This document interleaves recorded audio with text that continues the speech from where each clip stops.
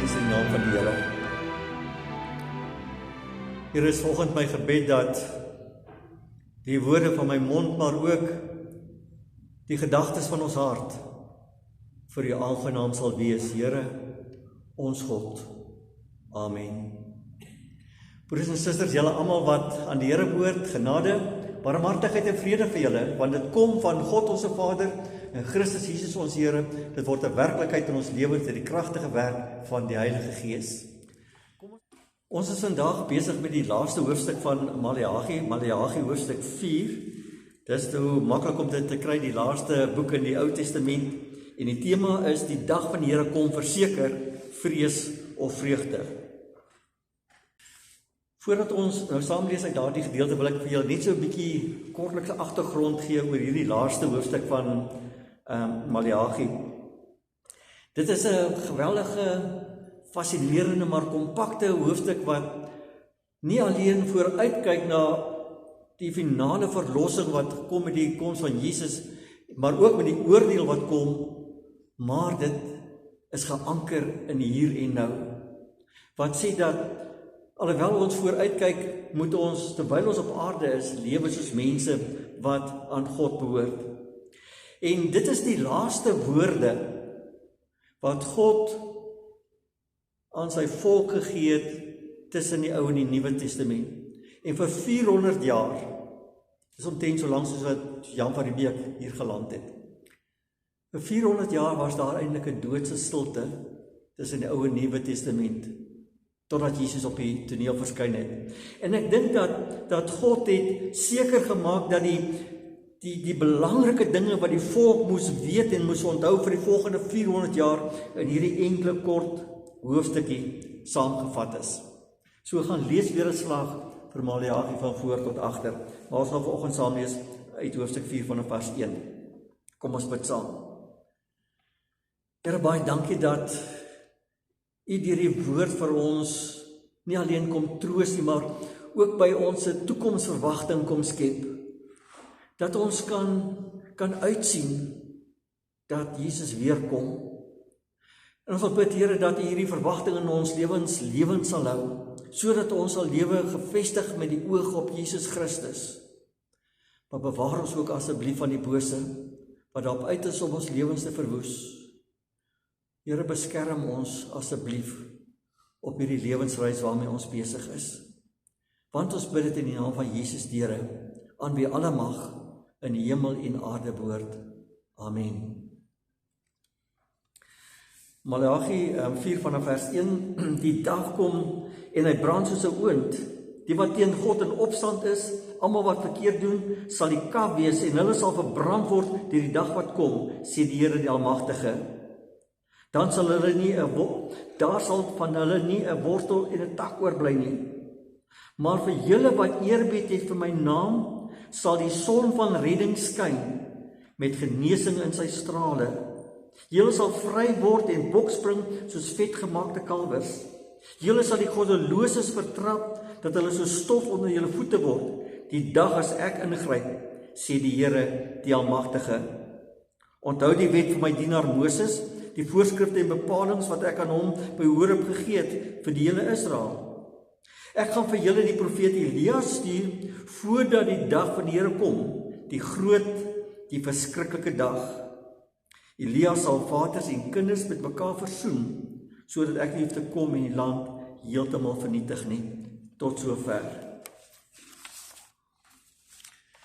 Nou, verlede maand was die hele wêreld op hol gejaag met die voorspellings oor die wegraping wat sou plaasvind. Julle onthou dit nog, nee? Mense het inderdaad probeer om halfverkop dinge in orde te kry, sondes is bely en skielik het mense tot bekering gekom en mense het hulle besittings weggegee en gesê ons wag nou net vir die wegraping wat gaan plaasvind.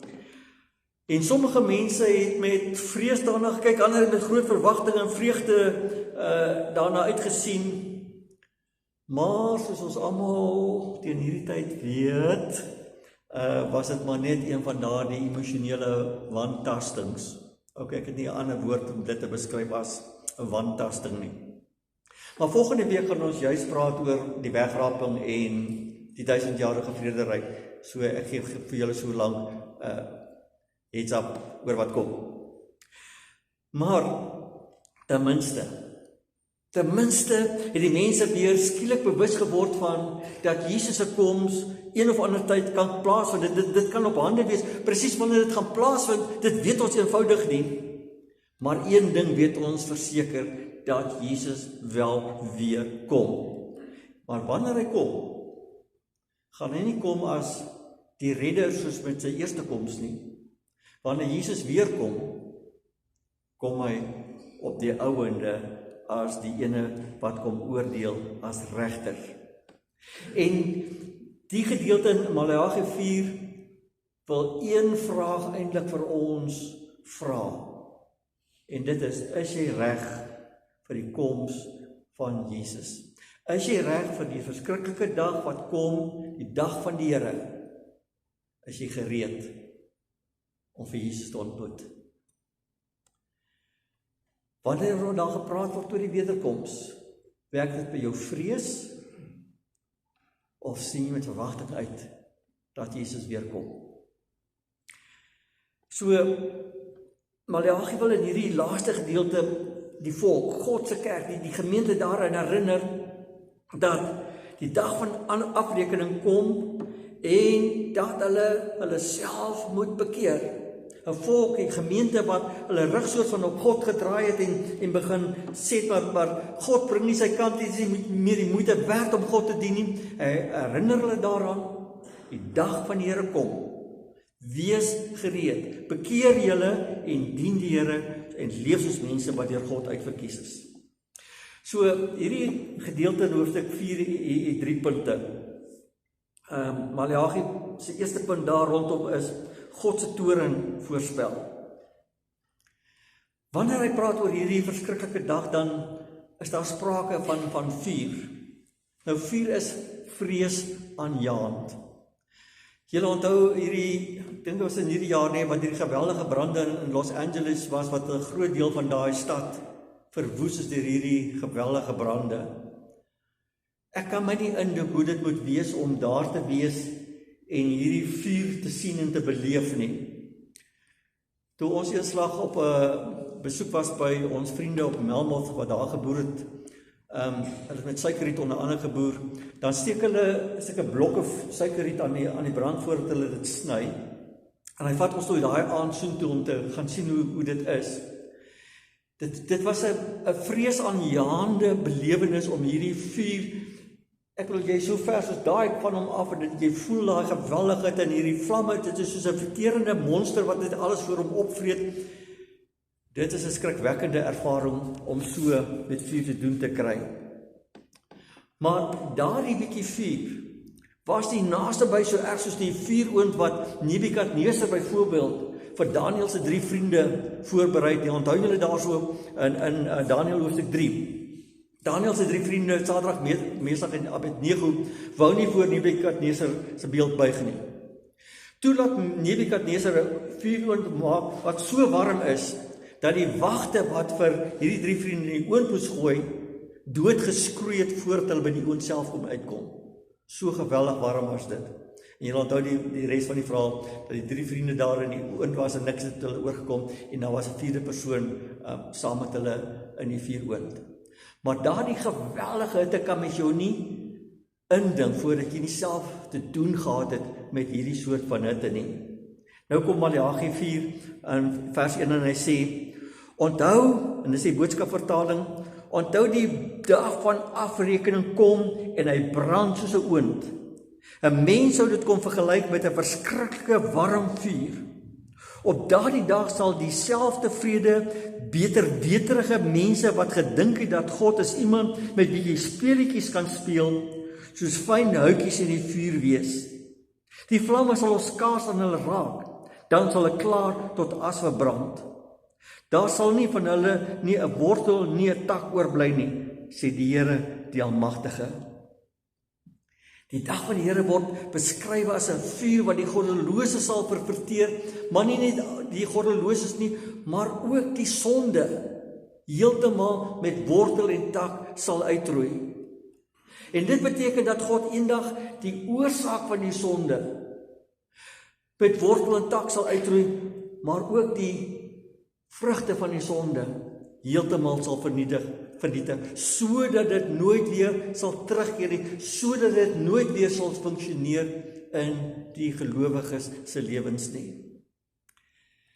En Maleagi herinner die gemeente aan hulle siening in hoofstuk 3, onthou julle, wat die gemeente gesê het, ag, wat is dit nie ooit die moeite werd om God te dien? Kyk na die goddelose mense, kyk hoe goed gaan dit met hulle, dit lyk of hulle geen probleme het nie, en kyk hoe swaar gaan dit met ons. Dit is beter om eintlik God te verloon en soos die wêreld te leef. En dan herinner Maleagi daaraan, hy sê, dis wat julle dink, nee. Maar kyk wat wag vir hierdie mense. Die helse vuur. Want God laat nie met hom mors nie. God is baie geduldig met ons, tot op 'n punt wat hy genoeg gehad het. Dit is wat Genesis skrywe daar in dae van Noag. En Petrus herinner hulle daaraan in 2 Petrus 3 van vers 6 tot 7. Hy herinner hulle aan Genesis 6. Wat God na die mensdom gekyk het en dan staan daar, en God was bedroef dat hy ooit die mens gemaak het, omdat hy van dag en nag net heeltyd dink aan slegte dinge. En God het besluit om hulle van die aarde af weg te vee. God het op 'n punt gekom en sê, genoeg is genoeg. Hier trek ek die streep. Nou skryf Petrus daaroor as hy sê, en dit is ook deur water dat die wêreld van daardie tyd oorstroom is en vergaan het. Maar die hemel en die aarde van vandag is bestem en word bewaar vir die vuur en word in stand gehou tot op die dag waarop die goddelose mense veroordeel en verdelg sal word. Sien, daar kom 'n punt wat God sê genoeg is genoeg. En dis die dag van die Here wat kom.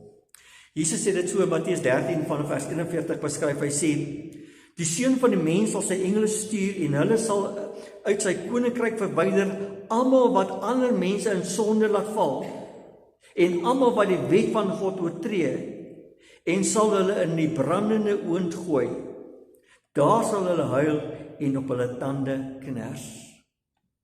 Hy sê met die dag van die Here sal Jesus sy engele stuur en dit sal die lot van die goddeloses wees. Paulus sê die dag, wanneer die Here Jesus ten volle uit die hemel geopenbaar sal word, met die volgende woorde in 2 Tessalonisense 1 vanaf vers 8 beskryf, as hy sê, wanneer die Here Jesus met sy magtige engele in 'n vuurvlam uit die hemel verskyn, sal hy die mense straf wat nie vir God ken nie, en die wat die evangelie van ons Here Jesus Christus nie gehoorsaam nie. Die ewige verdoemnis sal hulle straf wees, altyd geban uit die teenwoordigheid van die Here en van sy wonderlike mag. Dis die lot van die goddelose, die ongelowige. En Johannes sê die komende oordeel in 'n soortgelyke terme beskryf in Openbaring 20 vers 15 as hy sê, as daar gevind is dat iemand se naam nie in die boek van die lewe geskrywe staan nie, is hy in die vuurpoel gegooi. Dis die prentjie wat God in sy woord vir ons gee oor daardie dag van oordeel. En dit kan nogal vreesaanjaend wees. En snaaks genoeg, mense reageer verskillend oor hierdie hele begrip van die dag van die Here. En veral wanneer dit te doen het met die hel en met vuur en daai tipe van goeders. Eerstens die ongelowiges lag en spot daaroor en hulle sê wie glo nou sulke goed? Dit is goedes wat uit die ou denke kom van mense wat donkie jare gelede geleef het en jy moet jou nie veel daan stuur nie. Dit is eintlik soos maar fabels en goeders. Maar by die oordeelsdag gaan daar 'n geween en 'n gekners van tande wees onder hierdie gelowiges. wanneer hulle besef, daar is wel 'n hel. En dan sal mense wat sê, kyk, ons moenie oor die hel en die helse vuur praat nie, dit skrik mense net af. Ons moet net sê, God is liefde, ons moet net oor God se liefde praat, en moenie mense afskrik met die hel en sulke goeters nie. Maar, as ons daai deel verswyg, dan gee ons vir die mense net 'n halwe evangelie. Want God is nie net liefde nie, God is ook regverdig om die sonde te straf. Vir ons as gelowiges hou die hel nie vrees in nie. Vir ons as gelowiges weet ons dat God by die oordeel reg en geregtigheid gaan laat geskied teenoor die spotters en die goddeloses gaan kry wat hulle toekom. En ons sal weet, ten spyte van dit wat ons op aarde moes verduur, vanweë die goddeloses en die spotters, dat God regverdig is en dit was die moeite werd om die Here te dien. So, die vraag wat na vore kom in hierdie eerste versgedeeltes is, hoe kyk jy na die oordeelsdag? Vrees of vreugde? Maar Maleagi stop nie net by die oordeel nie. Die tweede punt is God se troos verseker. Maleagi 4 vers 2 gee vir ons die versekering dat almal wat vir God dien, almal wat in die regte verhouding met God staan, vir diegene sal hierdie dag van die Here nie 'n oordeelsdag wees nie, maar 'n eerder 'n dag van vryheid en vreugde. Hy skryf so, maar vir julle wat eerbied het vir my naam, sal die son van redding skyn met genesing in sy strale. Julle sal vry word en bokspring soos vetgemaakte kalwers, sê Maleagi 4 vers 2. En die boodskapvertaling sê, maar vir die van julle wat my liefhet en aan my gehoorsaam is, sal my verlossing soos die son wees. Wanneer dit opkom, jaag dit die donker weg en gee lig. Daar waar die son se straal op 'n seerplek skyn, word dit vinnig gesond. So sal ek die nuwe lewe oor julle laat kom. Dan sal julle soos opgewonde kinders wees wat 'n nuwe geskenk kry. God kom en hy gee vir ons al reeds soort van 'n voorskou oor wat wag by die koms van Jesus. En vir die gelowiges is dit 'n dag van vreugde en genesing en vryheid. Daarom hoef gelowiges wat die Here liefhet en gehoorsaam volg nie die oordeelsdag te vrees nie, want sê Romeine 8 vers 1, daar is dus geen veroordeling vir die wat in Christus Jesus is nie. Of soos die boodskapvertaling sê, goeie nuus. God se oordeel is vir altyd verby vir elkeen wat in Christus Jesus behoort. Hoekom? Want sê Efesiërs 1 vers 7, deur die bloed van sy seun is ons verlos en is ons oortredinge vergewe kragtens die ryke genade van God. Hy sê die bloed van Jesus het ons op Golgotha al reeds vrygemaak, sodat ons die oordeelsdag nie hoef te vrees nie. Want sê 2 Korintiërs 5 vers 21, hy sê, Christus was sonder sonde, maar God het hom in ons plek as sondaar behandel, sodat ons, deur ons eenheid met Christus, deur God vrygespreek kan wees. Daarom kyk ons anderste dat die koms van Jesus, nie met vrees nie, maar met vreugde, want ons weet, ons is vrygespreek deur die bloed van Jesus Christus, ons wat glo in Jesus. Maar hy kom en hy skilder hierdie prentjie van God se verlossing. Hy sê dit is, wanneer Jesus kom en die finale oordeel ook aanbreek, hy sê, dit is soos die son wat in die donker opkom, en die donker verdryf. Dit is soos die oggend wanneer jy nog by die venster uitkyk en sien dit is donker en dan begin die son se strale opkom hier oor die berg en word al hoe ligter en jy kan begin sien wat rondom jou aangaan. En nou kom die Nuwe Testament en sê Jesus is die lig wat na die wêreld gekom het, sê Johannes 1 vers 4 en vers 9. En dan sê Jesus self in Johannes 8 vers 12, hy sê vir die mense, ek is die lig vir die mensdom.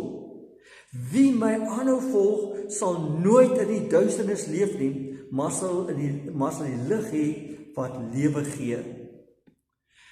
Die duisternis is so 'n metafoor van die sonde en die mag van die sonde, die houvas wat die duiwel op ons het.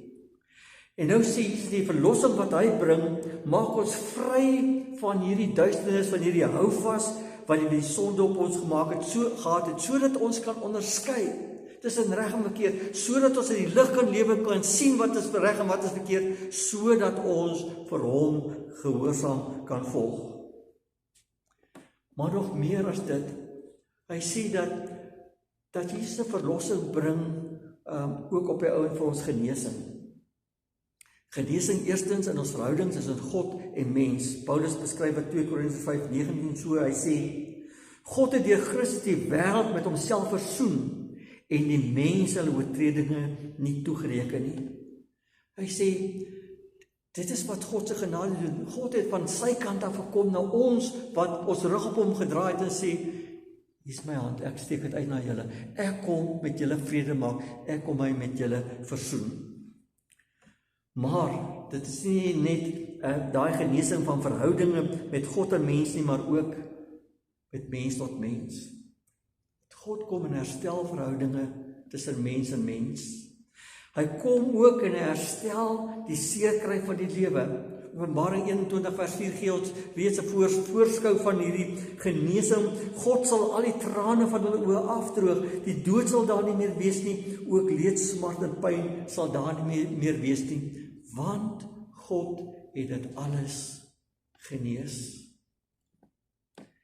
En daarom sê Maleagi 4 vers 3 ook 'n interessante ding. Hy sê dat gelowiges deur God gebruik sal word om sy oordeel uit te voer. Dit is 'n interessante vers. Hy sê, julle sal die goddeloses vertrap, dat hulle so stof onder julle voete word, die dag as ek ingryp, sê die Here, die Almagtige. En dit laat my dink aan, hier op aarde word ons baie keer deur mense vertrap. Wanneer ons opstaan vir ons geloof en dit wat reg en vir geregtigheid opstaan, dan word ons deur die wêreld en die goddelose mense vertrap. Maar God sê, met die dag met die oordeel, gaan die bordjies verhang word. En dat ons, op een of ander manier, ek weet nie hoe nie, die goddeloses onder ons voete gaan vertrap. En daarom kan ons as gelowiges sonder vrees, maar met vreugde uitsien na die koms van Jesus. Ons kan wees soos julle weet, soos van wanneer renperde daar so na die hok staan voordat die hekke oopgaan vir die resies. Hy beskryf soos kalvers wat op hok is en die hekke word oopgemaak word, hulle kan skielik uitgaan in die veld met jubeling. Hy sê, so sien ons uit na die wederkoms van Jesus en daarom bid ons en moet ons bid, Maranatha. Kom Jesus, ja, kom te gou. Elke maal as jy hier by Seerswart afry en dan in die berg sien, Maranatha, bid, kom Jesus, ja, kom te gou. En kom maak alles nie, kom bevry ons van hierdie wêreld, kom genees ons van hierdie seerkry. Maar dan derdens ook, God se teken vervul. Met Jesus se wederkoms die dag van die Here, gaan niemand ooit enige verskoning hê, dat hulle nie geweet het van God nie. Niemand kan sê, ek het nie geweet dat daar 'n God is nie. Selfs ongelowiges het geen verskoning nie, sê Paulus in Romeine 1 vers 20 tot 21. Hy sê, van die begin van die skepping af, het God hom baie duidelik aan ons bekend gemaak. Alhoewel niemand van ons God met die blote oog kan sien nie, het hy sy groot krag oral in die skepping aan ons kom wys. Sy handewerk wys dat hy die enigste ware God is. Daarom het die mense geen verskoning nie. Hulle weet baie goed wie God is. Hulle weier egter om hom te aanbid of om te dank vir al die goedheid wat hy aan ons bewys. Hy sê, niemand op aarde sal ooit kan sê, ons het nie geweet van God nie. En daarom kom Maleagi en herinner die gemeente aan God se wet en voorskrifte wat hy aan Moses gegee het, om hulle te leer hoe om God te dien, deur hom met hulle hele hart, hulle siel en liggaam, verstand, lief te hê en hulle naaste soos hulle self. Hy kom en sê, onthou jy, die wet is aan Moses op Horeb gegee, met 'n doel, dat julle kan lewe soos God wil hê julle as gelowiges moet leef. En niks het verander met die koms van Jesus nie. Jesus se koms het God se wet nog steeds gegeld vir die gelowiges, maar Jesus het gekom om die wet te vervul, te vervolmaak, tot sy volle reg te laat kom. Jesus beskryf dit so in Matteus 5:17 as hy sê, moenie dink ek is hier om die wet van Moses en die profete af te skaf nie, glad nie. Ek is juis hier sodat julle presies kan weet hoe julle die wet moet gehoorsaam om die wet sy volle betekenis te laat kry. Jesus kom en sê, die wet was soos van voorskriftelik in die Ou Testament, sodat julle kon leer hoe om God te dien. Maar nou dat hy gekom het hy vir ons as mense kom wys hoe leef 'n mens dit. En dit is nie meer iets wat nou op skrif is nie, maar die Gees wat in ons harte woon.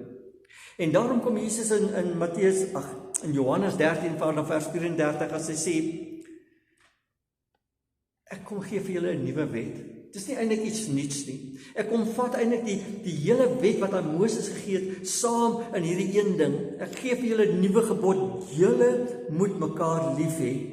Soos ek julle lief het, moet julle mekaar ook lief hê. As julle mekaar lief het, sal almal weet dat julle disippels van my is. Hy sê daar moet 'n nuwe hartgesindheid wees, nie wetties nie, maar dat ek sal lief hê, omdat God my eerste lief gehad het. En daarom kom Paulus, hy skryf in Filippense 1 vers 27, as hy sê, die hoofsaak is, dat julle lewenswandel in ooreenstemming met die evangelie van Christus moet wees. Put your money where your mouth is. As jy sê jy glo, moet jou lewenswandel dit wys. Dis wat Jakobus 2 vers 14 sê, as hy sê, wat help dit my broers as iemand beweer dat hy glo, maar sy dade bevestig dit nie, kan so geloof 'n mens red. Daarom kom Maleagi en herinner weer eens die gemeente, die wet van Moses, sê vir julle hoe julle as mense wat deur God uitverkies is, moet lewe tot eer van sy naam. Wees lief vir mekaar, soos wat God vir ons lief het. Maar dan kom Maleagi en hy sê, God het nie net Moses gestuur met die wet nie, maar hy sal ook die profeet Elia stuur om sy volk weer eens tot bekering op te roep. Maleagi 4 vers 6, hy sê, deur sy preke sal verhoudings tussen mense weer regkom. Veral die verhoudings tussen ouers en kinders sal weer herstel word, sodat dit nie vir my nodig sal wees om die land te kom verwoes, omdat die mense mekaar nie lief het soos ek hulle lief het nie. Nou natuurlik, Elia het lang voor Maleagi se tyd, was hy alreeds daar. En julle onthou in die Nuwe Testament, dat die mense op 'n stadium selfs gedink het dat Jesus dalk Elias wat weer gekom het, toe Jesus vir hulle gevra het, wie sê die mense is ek? Maar Elia verwys natuurlik na Johannes die Doper se koms, Lukas 1 vers 14 tot 17. Julle onthou dat Sagaria en Elisabeth die kinders kon hê nie, en dat die engel gesê het dat Elisabeth sal 'n seun in die wêreld bring, en toe sê hy, die engel vir Sagaria, en jy moet hom Johannes noem. En dan sê die engel vir Sagaria oor hierdie Johannes, hy sal baie uit die volk Israel laat terugkeer tot die Here hulle God. En hy sal voor die Here uitgaan in dieselfde gees en krag as Elia, om vaders en kinders met mekaar te versoen, om ongehoorsaames op die regte pad terug te bring, en om so vir die koms van die Here 'n volk voor te berei. Dieselfde woorde wat Maleagi gebruik die engel om vir Sagaria te sê, jou seun Johannes is die Elia waarvan Maleagi gepraat het. En sy doel gaan wees om met die gees en krag van Elia vaders en kinders met mekaar te versoen, om ongehoorsaames op die regte pad terug te bring, om so vir die koms van die Here 'n volk voor te berei. En daarna stuur God sy woord in lewende lywe aarde toe vir Jesus. Johannes 1:14 sê, die woord het mens geword en onder ons kom woon. Ons het sy heerlikheid gesien, die heerlikheid wat hy as die enigste seun van die Vader het, vol genade en waarheid. Ons het vir God in lewende lywe gesien, sy genade ervaar. En tog was daar mense wat nie geglo het nie, ten spyte van die wet van Moses, ten spyte van die profete, ten spyte van Johannes die Doper, ten spyte van Jesus se koms, was daar nog steeds mense wat nie geglo het nie. Soos vandag, in ons tyd wat ons leef, die afgelope week kry ons 'n e-pos van 'n dametjie, wat sê dat sy hiermee amptelik haar doop en haar belydenisaflegging verloon, en vra dat dit so aangeteken word op ons boeke dat sy haar doop en haar geloof verloon. Sy is nou deel van 'n pagan groep mense. 'n Kind wat in hierdie kerk gedoop is, wat in hierdie kerk belydenis van geloof afgelê het, wat Jesus ken, wat vir ons op skrif laat weet, ek het my rug op hom gedraai. Dis waarvan Johannes praat in Johannes 1:11-12, as hy sê, Jesus het na sy eiendom gekom, en tog het sy eie mense hom nie aanvaar nie. Maar aan almal wat hom egter aanvaar het, die wat in sy naam glo, het hy die reg gegee om kinders van God te word. Die wat aan hom geglo het, het hy die reg gegee om kinders van God te wees. Die dag van die Here kom. Ek en jy weet nie wanneer nie. Ons weet nie of as ons hier uitstap dalk. Want die dag wanneer jy doodgaan, is daar nie meer kans om reg te maak vir die dag van die Here nie.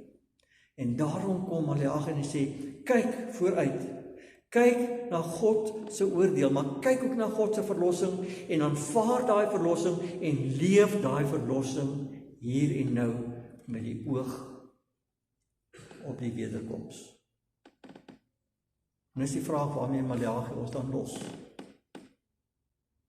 Is jy gereed vir die koms van Jesus? Ons bid saam. Here, baie dankie dat ons as gelowiges met verwagting kan uitsien dat Jesus kom. Here, ons kan nie meer wag nie. Die wêreld rondom ons is in chaos. Die duisternis sak oor ons toe met die mag van die son en die Satan wat lyk asof hy die wêreld regeer. En ons kan net bid en vra, Here, kom tog gou.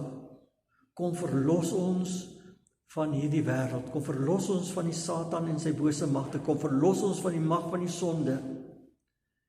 Here, kom asseblief vinnig met die oordeel, sodat ons vir ewig en vir ewig saam met U kan wees, vry en vol vreugde. Want ons bid dit in die naam van Jesus die Here. Amen. Met ontvang die seën van die Here en gaan ook huis toe in sy vrede, want die genade van ons Here Jesus Christus en die liefde van God ons Vader en die gemeenskap van die Heilige Gees sal met elkeen van julle bly totdat Jesus weer kom. Amen.